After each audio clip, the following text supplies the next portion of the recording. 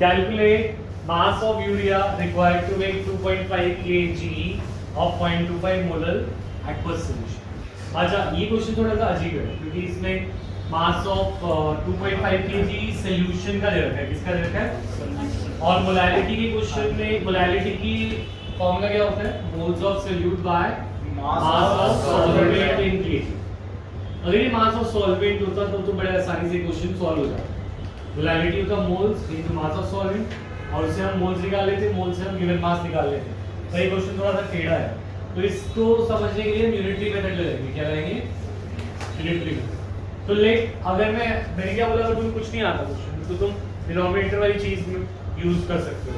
तो मैं बोल सकता हूँ let mass of solvent be 1 kg. Mass of solvent कितना ले लिया? 1 kg.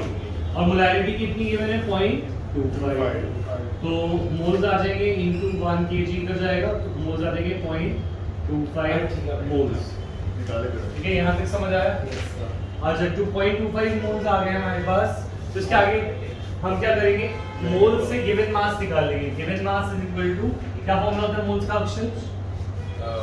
Given mass upon solvent. हाँ, तो given mass is equal to moles into molar mass. ठीक है, यूरिया इज NH2CO NH. ठीक है, तो अब इसके अंदर अगर हम बात करना चाह रहे हैं इसका मोलर मास कितना है, तो इसको कैलकुलेट करोगे आएगा 60 ग्राम पर. ठीक है, तो मोल्स हमारे पास है कितने? 0.25 इंटू 60 करेंगे तो कितना आएगा? 15 ग्राम गिवन मास. ठीक है, अब टोटल मास ऑफ सॉल्यूशन कितना हो गया? क्योंकि ये तो सॉल्यूट हो गया, ये क्या हो गया? Solute. Total mass of solution क्या होगा? Solute plus solvent. हाँ या ना? ठीक है, सॉल्यूट हमने लिया 15 और सॉल्वेंट लिया था 1000 ग्राम. टोटल सॉल्यूशन हुआ 1015. ठीक है, अब अगर हमारे पास सॉल्यूशन का मास टोटल 1015 ग्राम है तो मैं कह सकता हूँ 1015 ग्राम सॉल्यूशन में, अब यूनिटरी यूज करो, एज कितने केजी, कितने? 15 ग्राम, हैज 15 ग्राम यूरिया. ठीक है, और हमें चाहिए कि कितना यूरिया हो 2.5 kg सॉल्यूशन. तो 1 ग्राम विल हैव 15 बाय 1015 ग्राम. इतने सॉल्यूशन में इतना यूरिया है 1015 में, तो 1 ग्राम में इतना सॉल्यूशन होगा. तो और 2.5 kg यानी 250 ग्राम 2500. ठीक है, तो 15 by 1015 into 2500 grams urea will be. यहाँ पे तुम आ गए थे मास ऑफ सॉल्यूट तक. हाँ वंश, दोबारा समझाओ. कहाँ से गिवन मास मोल्स निकाल लिए थे हमने. मोल्स से गिवन मास निकाला. मोल्स का फॉर्मूला था given mass by molar mass. Given mass equal to moles into molar मास. ये करके हमारे पास सॉल्यूट का मास और सॉल्वेंट का हमने अज्यूम किया था कितना? 1000. तो 1000 प्लस 15 कितना हो गया? 1001. सर मैंने ऐसे नहीं करा. कोई बात नहीं है, जैसे भी किया मैंने ऐसे करा. सेम है. हाँ, बट मैंने करा ऐसे है कि मैंने शुरू में मास x ले लिया, तो मैंने मोलैरिटी के फॉर्मूले के अंदर x/60 लिया ऊपर और नीचे 2.5 माइनस x डिवाइडेड बाय 1000 फिर सॉल्व कर लिया. a की बारे में सॉल्व कर लिया.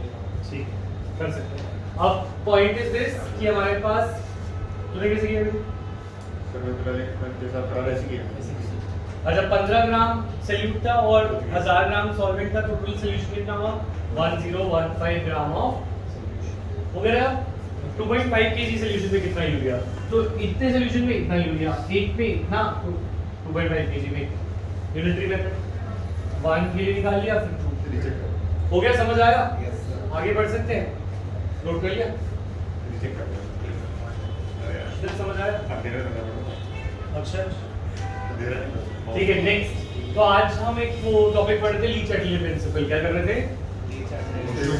बिठा दूं? Yes sir. कर दीजिए. ठीक है. The behavior shifts in such a way that it nullifies the vector.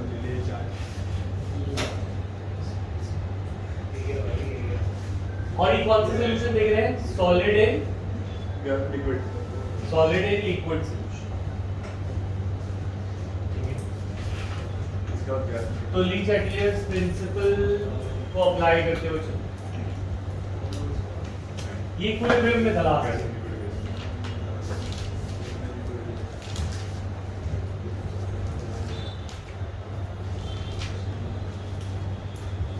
जल्दी करो। अभी हम सॉलिबिलिटी सॉलिड लिक्विड को पढ़ रहे हैं।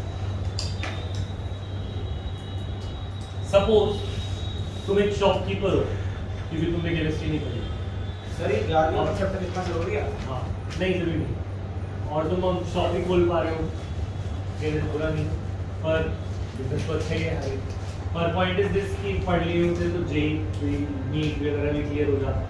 तो अब पॉइंट इज दिस कि तुम्हें बिजनेस करना आता है, तो तुमने चिप्स और चॉकलेट्स लिए और उसके तुमने सोचा आजकल दिवाली का सीजन है, मैं इसके क्या बना लेता हूँ, गिफ्ट हैम्पर। क्या बना लेता हूँ? Gift hamper. वो शायद ज़्यादा बिक जाए, तो गिफ्ट हैम्पर तुमने बना लिया जिसमें चिप्स एंड चॉकलेट डाल दिए, ठीक है। तो अब पॉइंट इज दिस कि तुम्हारे पास किसी भी चीज़ की कमी हो सकती है किसी भी समय पे। हो सकता है हैम्पर कम पड़ जाए, हो सकता है चॉकलेट और चिप्स कम पड़ जाए, है ना। तो पॉइंट इज दिस कि अगर तुम चाहो वो हैम्पर कम पड़ जाए तो तुम चिप्स और चॉकलेट मिला के क्या बना लोगे, हैम्पर। और अगर हैम्पर ज़्यादा हो रहे हैं और चिप्स और चॉकलेट्स कम पड़ रहे हैं तो तुम चिप्स और हैम्पर को खोलकर चिप्स और चॉकलेट्स निकाल भी सकते हो। तो ये एक रिवर्सिबल प्रोसेस हो गया, ठीक है। ये इक्विलिब्रियम में आ सकता है ना। पॉइंट इज दिस कि हम या तो अगर मेरे पास चिप्स एंड चॉकलेट ज़्यादा है तो मैं हैम्पर बना लूँगा, क्योंकि हैम्पर भी बिकेंगे। और अगर मेरे पास चिप्स चॉकलेट्स कम है तो मैं हैम्पर खोलकर वापस, ये वाली बात क्लियर है। अब ली चैटली प्रिंसिपल ये कहते हैं कि तुम अगर इक्विलिब्रियम को डिस्टर्ब करोगे तो वो उसको रिवर्स करने की कोशिश करेगा, राइट। तो अगर सपोज तुम्हारे पास चॉकलेट बहुत सारी हो गई, चिप्स बहुत सारे हो गए, तो रिएक्शन तुम क्या करोगे उसके साथ, हैम्पर बनाओगे। रिएक्शन फॉरवर्ड जाएगी या बैकवर्ड?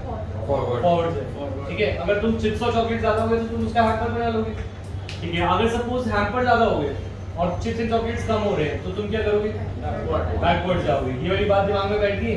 तो ऐसे ही हमारा क्या था, solute plus solvent is was in an equilibrium with solution. किसके साथ? सॉल्यूशन के साथ, राइट। अब ये जो रिएक्शन है हम पढ़ रहे हैं, इसमें इफेक्ट ऑफ टेम्परेचर, किसका इफेक्ट पढ़ रहे हैं, इफेक्ट ऑफ टेम्परेचर, ठीक है। तो वैसे ये रिएक्शन है एंडोथर्मिक।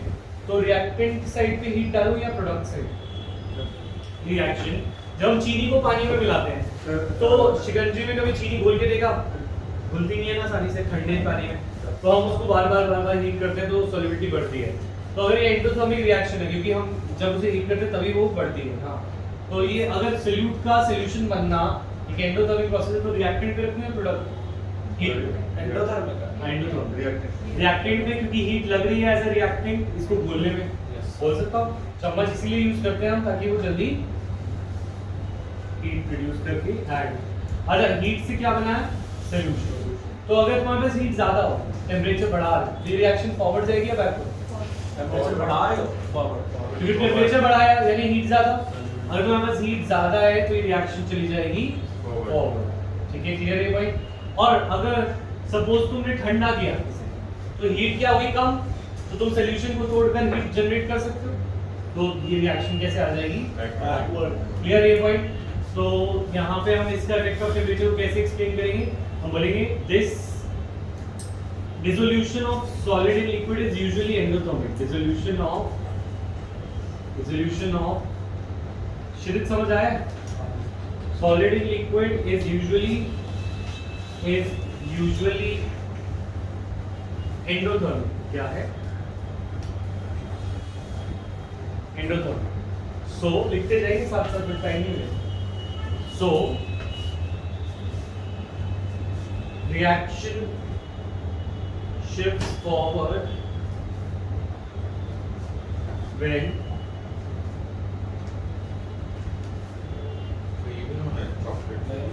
तुम्हारी मर्जी, अगर तुम्हें समझ आया तो ठीक है, नहीं तो कुछ समझ नहीं आता जब तुम दोबारा खोलते हैं तो बनाओगे तो अच्छी बात है। Reaction shift forwards when temperature is increased as per Lee Chatterjee's principle.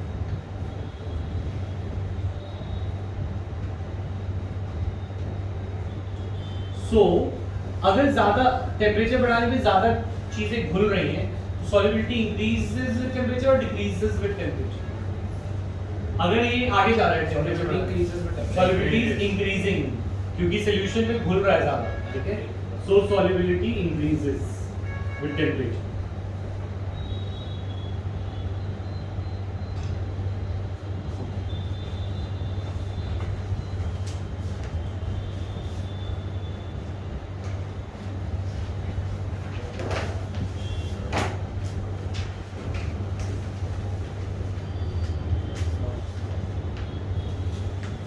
ठीक है, इफेक्ट ऑफ प्रेशर क्या लगता है, प्रेशर का इफेक्ट क्यों नहीं होता? हाँ इफेक्ट तो बोल रहे हैं, आप बोलिए। हाँ अरे देखो तुम्हारे पास शिकंजी है, कंप्रेस तो होते नहीं उतने सॉलिड और लिक्विड लाइक सॉलिड देखो शिकंजी है, चीनी बैठी हुई है, उसको प्रेस करने से क्या वो घुल जाएगी?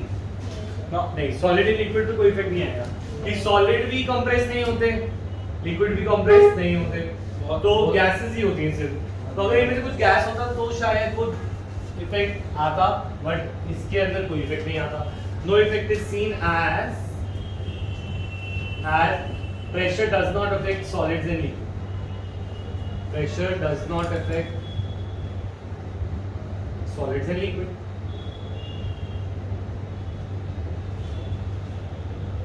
ये बात समझ में आई हमारे यहाँ? Solids and liquid. No effect as pressure does not affect solids and liquids. समझ आ गया? पूछ सकता हूँ क्यों नहीं होता इफेक्ट?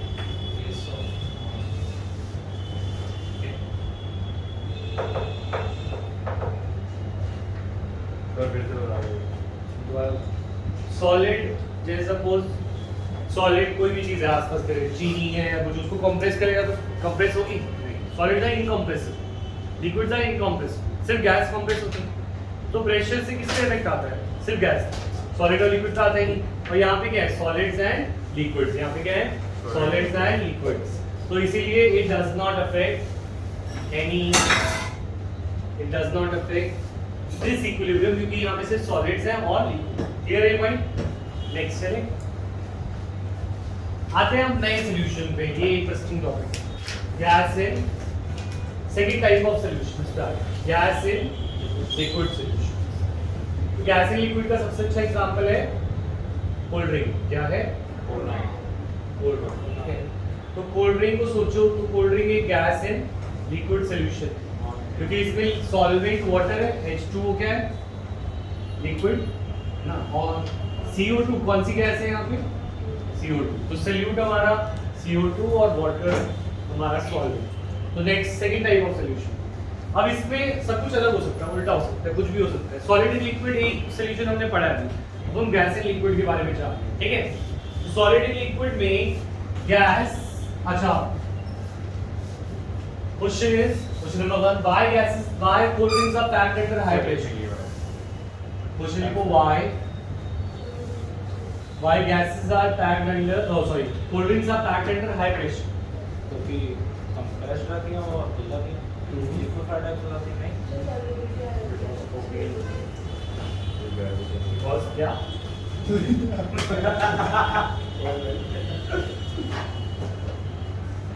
दिमाग ज़्यादा चलता है इस उम्र में। नहीं सर, वो एलएमएस कह रहा था कि यार वो फोटो को बाय करके उसमें कोकेन वाले जाते हैं। लास्ट ईयर ही क्षितिज पे जोक चल रहा था। लास्ट क्लास क्या है? मैं भूल गया पूरे याद नहीं। कोकेन वाला कर लीजिए। अच्छा तो लास्ट ईयर कोई बात नहीं। सभी क्या बोला? अच्छा बात नहीं, इधर ध्यान दे। इसमें चलता रहता है। अच्छा तो सुनो मेरी बात, गैस इन लिक्विड सॉल्यूशन की बात कर रहे हैं। तो गैस इन लिक्विड सॉल्यूशन पे क्या प्रेशर का इफेक्ट होगा, हाँ या ना? क्यों होगा? ऐसा गैस है क्योंकि गैस कंप्रेसिबल होती है, गैस पे प्रेशर का इफेक्ट पड़ता है, हाँ या ना? तो gas plus liquid gives solution, है ना? ये है ना सॉल्यूट। अच्छा ठीक है, अगर सपोज तुम प्रेशर बढ़ा रहे हो, क्या बढ़ा रहे हो? और प्रेशर किसकी वजह से होता है? गैस की वजह से, लिक्विड की वजह से, या किसकी वजह से? जो गैस है, गैस की वजह से प्रेशर होता है, ये लिक्विड की वजह से प्रेशर होता है किसी कंटेनर में गैस है ना। तो अगर मैंने प्रेशर बढ़ाया तो मैं कह सकता हूँ गैसेस के मॉलिक्यूल ज्यादा हो गए होंगे है ना, मतलब या फिर गैसेस के मॉलिक्यूल ज्यादा हिट कर रहे होंगे, ये भी बोल सकता हूँ। तो प्रेशर किस साइड हाई है किस साइड लो है, सॉल्यूशन में प्रेशर है या गैस लिक्विड वाली साइड पे प्रेशर है? सॉल्यूशन वाली साइड पे क्या प्रेशर है? सॉल्यूशन तो लिक्विड है, सॉल्यूशन क्या है? लिक्विड। एक्वस सॉल्यूशन क्या होता है? एक्वस लिक्विड ये है और ये गैस है। तो प्रेशर किसकी वजह से है, गैस की वजह से या सॉल्यूशन की वजह से? गैस। अगर मैंने प्रेशर बढ़ाया, ठीक है, मैंने चिप्स बढ़ाया और हैम्पर बढ़ाया, चिप्स बढ़ाया, अगर मैंने प्रेशर बढ़ाया तो मैंने गैस हो सकता है ज्यादा डाल दियो, तभी प्रेशर बढ़ाओ। तो मैंने चिप्स बढ़ाया तो क्या करेगा, हैम्पर बनाएगा या हैम्पर खोलेगा? चिप्स बढ़ाए तो हैम्पर बनाएगा। अनन्या सुनो, अगर मैंने गैस बढ़ाई, प्रेशर बढ़ाया, प्रेशर कैसे बढ़ाऊंगा किसी कंटेनर में? अगर ये इससे प्रेशर कम हो रहा है तो मैं इसमें गैस डाल के तो बढ़ाऊंगा ना, CO2 डालता गया प्रेशर बढ़ता जाएगा खुद ही। अच्छा मैंने गैस बढ़ाया तो ये रिएक्शन फॉरवर्ड या बैकवर्ड? फॉरवर्ड। समझ में आ रही है बात? तो प्रेशर बढ़ाने पे सॉल्युबिलिटी बढ़ेगी या कम होगी? बढ़ेगी। ठीक है, अगर प्रेशर CO2 का बढ़ाऊंगा तो सॉल्युबिलिटी भी CO2 की बढ़ेगी। किसकी बढ़ेगी? ठीक है, अगर प्रेशर N2 का बढ़ाता तो सॉल्युबिलिटी किसकी बढ़ती? N2 की। इंडिविजुअल प्रेशर्स को बोलते हैं पार्शियल प्रेशर। क्या बोलते हैं? और पार्शियल प्रेशर, और इसको बोलते हैं मोल फ्रैक्शन। क्या बोलते हैं? अच्छा, मोल फ्रैक्शन कहाँ है? यहाँ पे मोल फ्रैक्शन सॉल्यूशन में है और प्रेशर ऊपर है। तो ये मैंने बोला प्रेशर बढ़ाया तो मोल फ्रैक्शन बढ़ेगी क्योंकि सॉल्यूशन की कंसंट्रेशन बढ़ेगी। तो ये दोनों डायरेक्टली में पूछ रहे हैं यूनिवर्सली डायरेक्टली। ये हेनरीज लॉ है। ये क्या है? सर लाटक वाली था? नहीं, वो तो गैसेस पे लगता है, ये सॉल्यूशंस पे। Henry's law. It states that पहले ये बना लो फिर। Why gases are packed under? तो तुम बताओ अब क्या आंसर हो? As pressure is increased, the concentration of CO2 is also increased, है ना? In the cold drink, तो इसीलिए हाई प्रेशर पे पैक करते हैं। ठीक है, लिखो जल्दी से।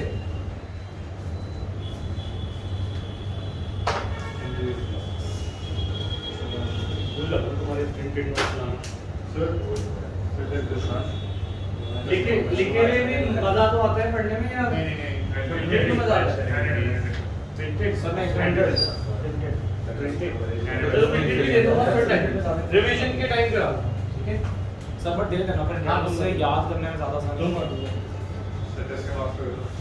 अरे बने चाहिए भाई चलिए मैं तो भूल गया चेक करना अभी आज सर याद मत करना, बढ़िया आज मुझे बात भूल जाना। क्वेश्चन पेपर का फोटो तो भेज देना। क्लास में दूंगा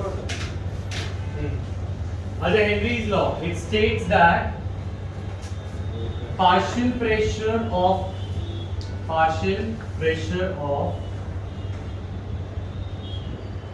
gas over solution is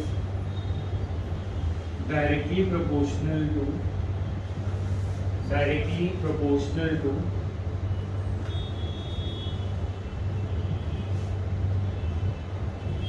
mole fraction of gas in the solution.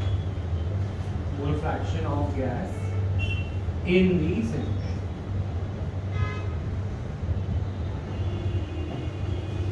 वो क्या कह रहे हैं? बस जितना प्रेशर बढ़ाओगे उतना कोल्ड ड्रिंक में गैस होगी। अगर तुमने ढक्कन खोल दिया, क्या खोल दिया? ढक्कन खोल दिया। ढक्कन खोलते ही प्रेशर क्या होगा? बढ़ेगा या कम होगा? प्रेशर ऑफ CO2 का। तो इसकी जो सॉल्युबिलिटी है वो बढ़ेगी या कम होगी? सॉल्युबिलिटी कंसंट्रेशन कम हो जाएगी। तो अगर कम हो जाएगी तो ये कैसे जो डिसॉल्व की वो गैसेस कहाँ आने लगेंगी? तो इसीलिए कोल्ड ड्रिंक खोलने पे gases due to Henry's law. समझ में आई बात? नोट कर लिया? तो इसकी एप्लीकेशन लिखते हैं। Application number 1 is cold drinks are packed under high pressure. अच्छा इसकी आप हेनरीज लॉ का मैथमेटिकल फॉर्म तो पूरा करो। P of T is equal to KH का है।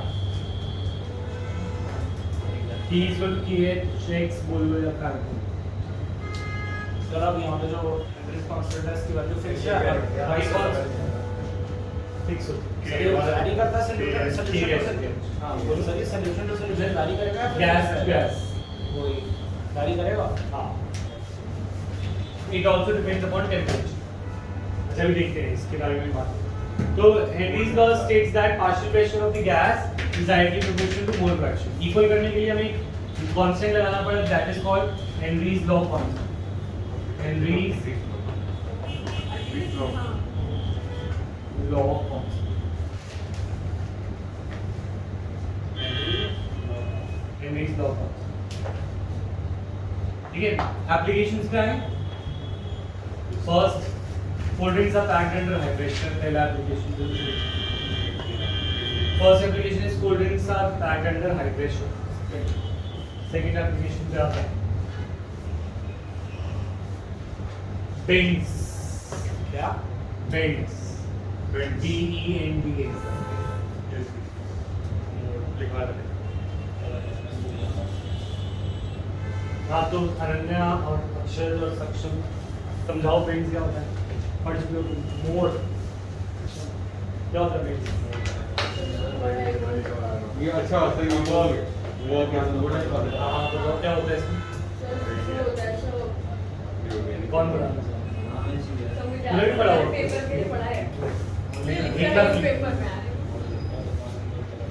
पेपर में क्या रखती है?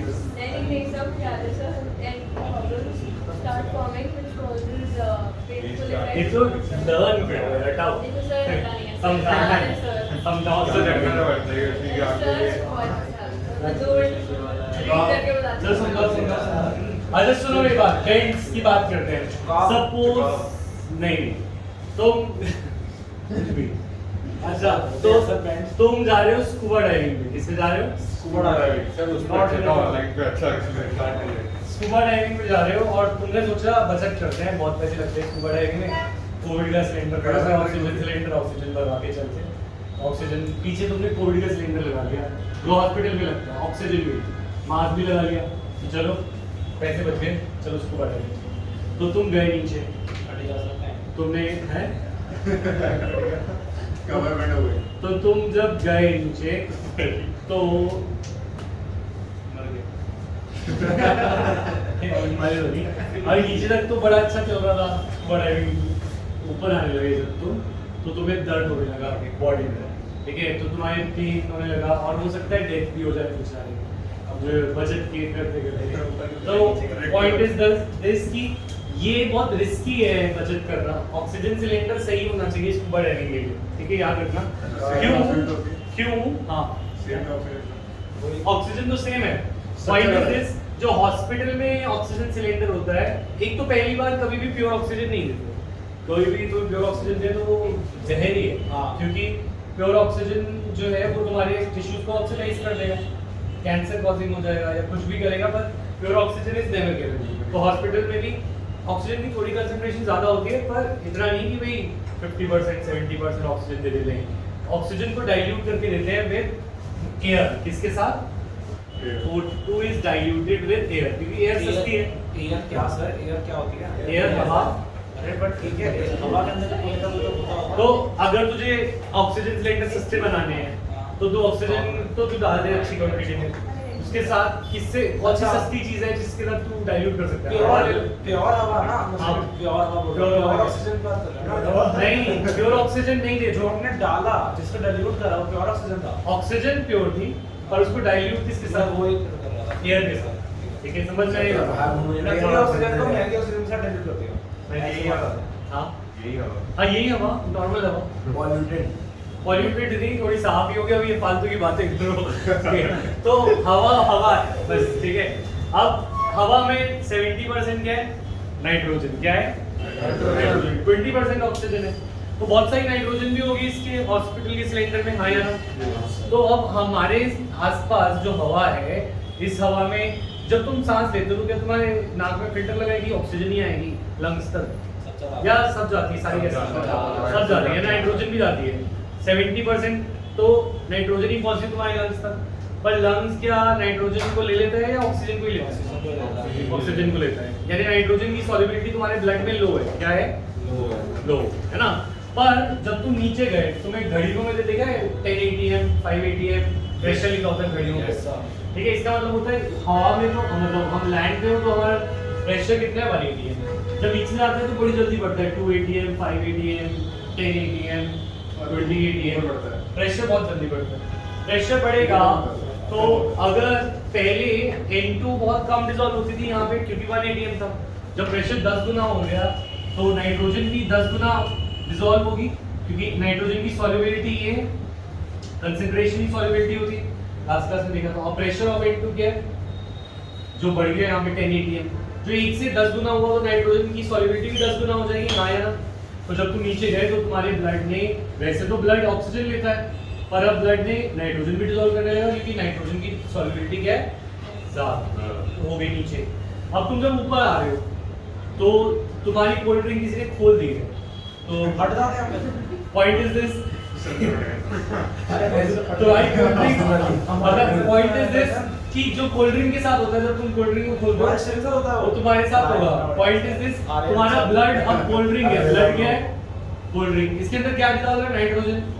तुमने प्रेशर, भगवान ने प्रेशर खोल दिया जब तुम ऊपर जा रहे हो, तो जैसे जैसे कोल्ड ड्रिंक के अंदर से अचानक से गैसेस निकलती हैं वैसे ही नाइट्रोजन की बबल्स निकलेंगे तुम्हारे कोल्ड ड्रिंक में से, और नाइट्रोजन के बबल्स कोल्ड ड्रिंक से तो बाहर आ ही जाते हैं, पर क्योंकि वहाँ पे वेसल्स नहीं होती, पर वो वेसल्स तुम्हारी चोक कर देंगी।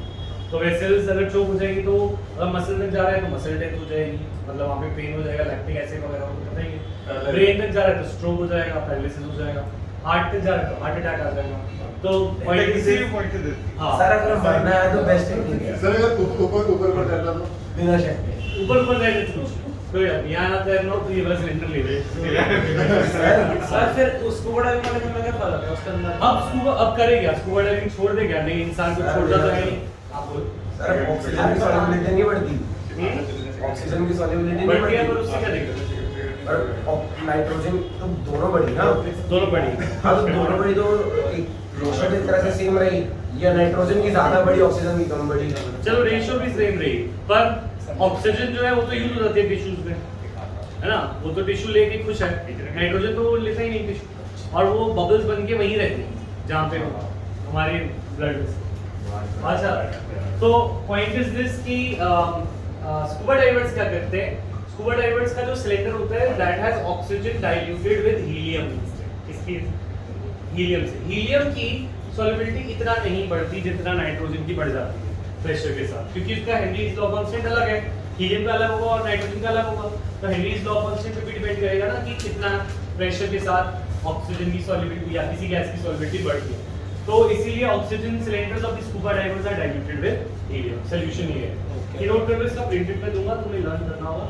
ये नोट कर लो। सर ये सही में है या फिर ऐसे कर? हां हां, एप्लीकेशन है, लिखो। क्या लिख रहे हो तुम? लिखो। नहीं सर, नहीं sir,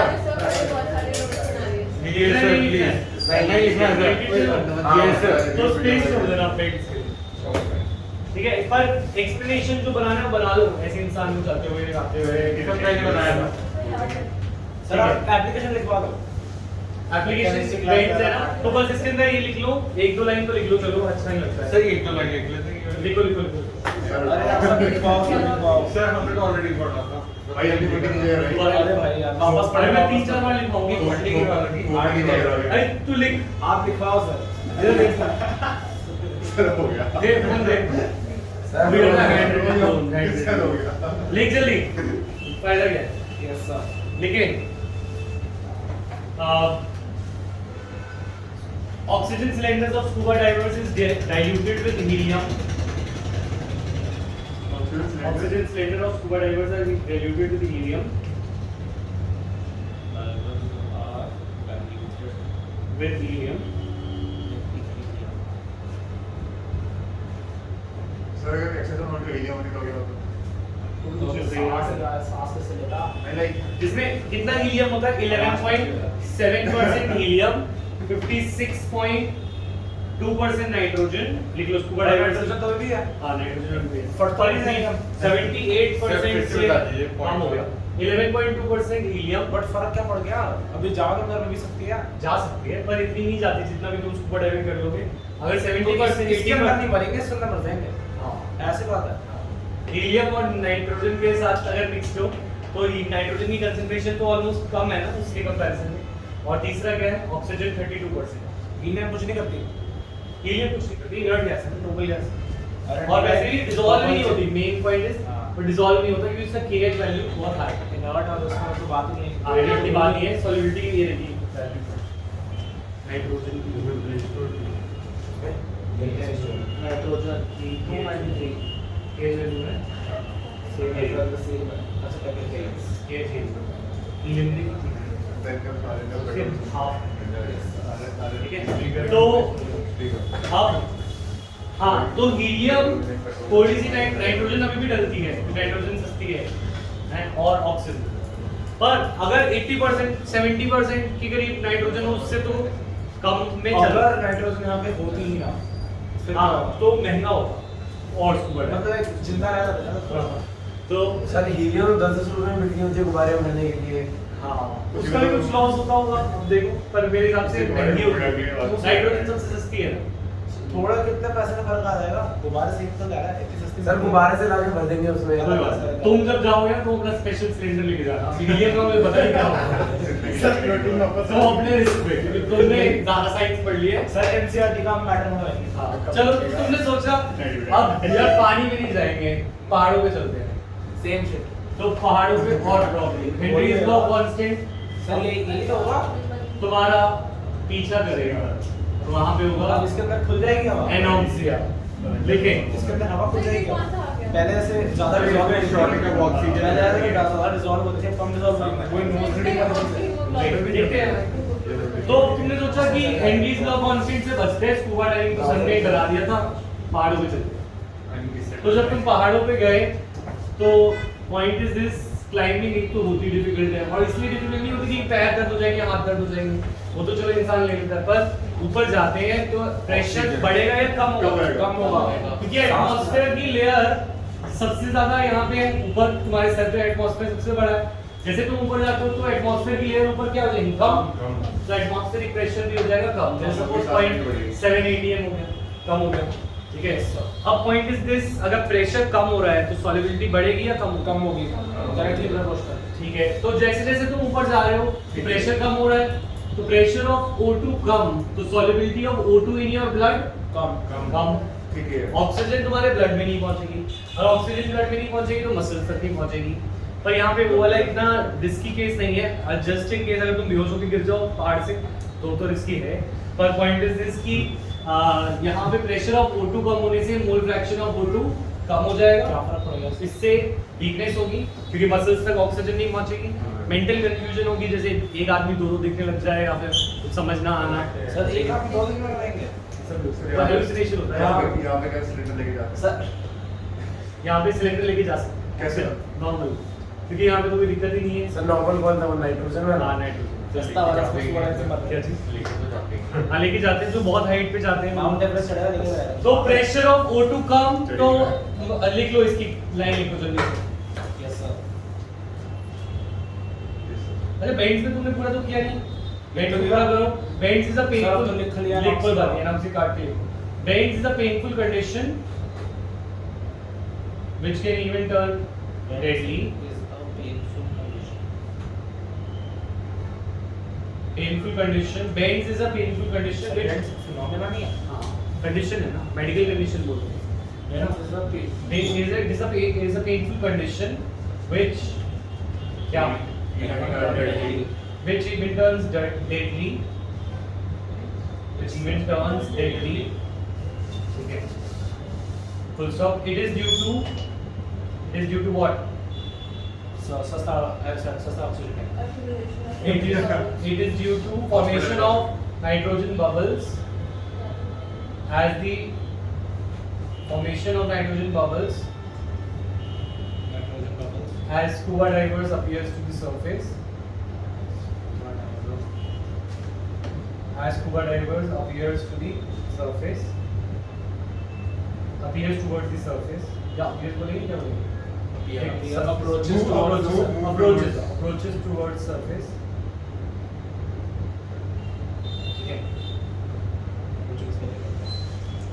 Which causes blockage of blood vessels. Which causes blockage of blood vessels.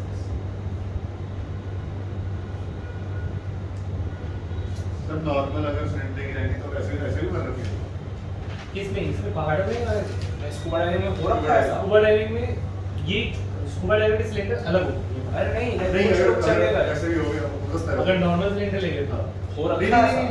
लेके नहीं हो सकता है। हो रखा अगर है। अगर डेडली लिखा है तो वही रखा होगा। मुझे सारे केसेस तो ध्यान नहीं है ना। अरे अगर स्कूबा डाइविंग वाले लेके गया है ज्यादा डेप्थ में चला गया वो तो और भी अलग चीजें होती हैं। मतलब वो इंसान वापस ही नहीं आता है, ऐसे तो होते हैं।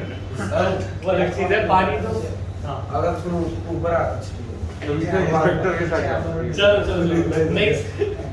अब एनॉक्सिया में क्या लिखेंगे? एनॉक्सिया में एज प्रेशर थर्ड है एनॉक्सिया थर्ड है। As pressure due as atmospheric pressure is lower at high altitudes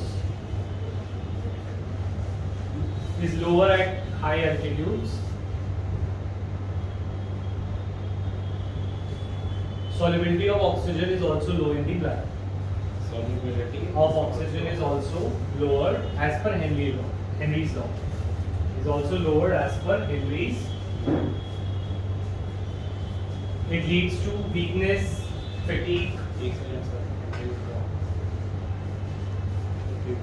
It leads to weakness, fatigue, and mental confusion. Weakness, fatigue, and mental confusion. ठीक है? This is called anorexia. ठीक है? तो anorexia क्या है ये समझ आ गया? Yes sir. अच्छा, अब पहाड़ी लोगों के गाल भी लाल होते हैं। ज्यादा ऑक्सीजन आ गया। ऑक्सीजन तो कम है ना पहाड़।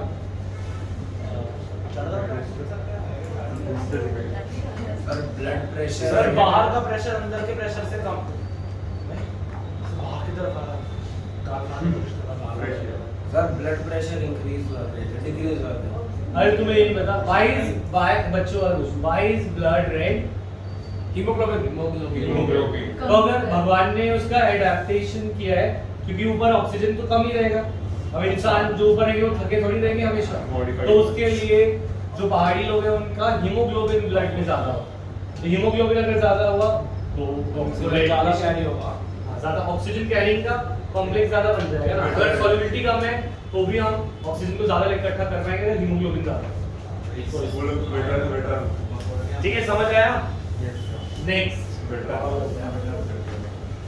फोर्थ, अगर तुमने सोचा हेनरीज लॉ से इंसानों को ही होता है सर फिर ऐसे दिक्कत। अगर जैसे उनके पास अब ज्यादा हीमोग्लोबिन है हाँ ठीक है अब वो मान लो यहाँ पे लाइक नॉर्मल सरफेस पे आ गए तो कोई दिक्कत नहीं। ज्यादा ऑक्सीजन बोल के मर नहीं क्यों नहीं टॉक्सिक होता है जब आपने बताया जाता है तो टॉक्सिक तब होता है जब तुम किसी लिविंग टिश्यू पे डाल दो ना ब्लड में तो ऑक्सीजन अच्छी है आ रही है तो एक्सरसाइज होने के लिए ज्यादा आ गई ज्यादा आ रही है ऑक्सीजन तो आती है जब हम एक्सरसाइज करते हैं। ब्लड में आने को अच्छा है हीमोग्लोबिन में रहेगा ना तो ये टिश्यूज पे तो नहीं अटैक करना जहाँ पे फ्री रेडिकल्स तो नहीं बनते। अच्छा एक्वेटिक स्पीशीज की बात कर रहे हैं। अगर तुमने सोचा सिर्फ इंसान ही हेनरीज लॉ से परेशान है तो नहीं मछलियां भी हैं, ठीक है? तो हाँ इंसान था सबका हुआ उससे हो गए तो हम जानेंगे नेक्स्ट क्लास में कि मछलियां भी परेशान हैं। Okay sir okay sir homework क्या अब तो इसके काम इंडेक्स हो गए। इंडेक्स अरे 2.6 2.7 बुक किसकी थी? बस सर ये इंडेक्स 2.6 2.7 सब बुक हो गई बुक हो गई कॉपी घर पे रखी हुई है। सर एनसीईआरटी का ऑनलाइन सर बुक अभी खरीदनी है